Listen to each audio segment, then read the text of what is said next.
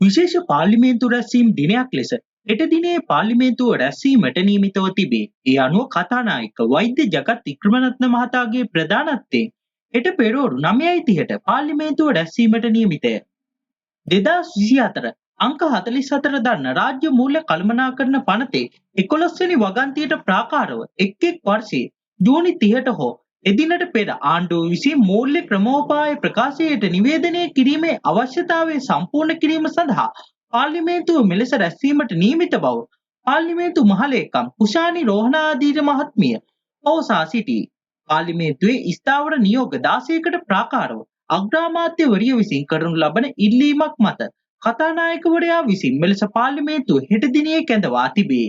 ඒ අනුව මීට අදාළව ආණ්ඩුව විසින් ගෙනෙනු ලබන සභාව කල්තැබීමේ විවාදය හෙට පස්වරු 4:30 දක්වා පැවැත්වීමට නියමිතය. එමෙන්ම පාර්ලිමේන්තුව යලි ජූලි මාසයේ 8, 9 සහ 11 යන දිනවලදී රැස්වීමට නියමිත බව පාර්ලිමේන්තු මහලේකම් කාර්යාලය සඳහන් කර සිටී.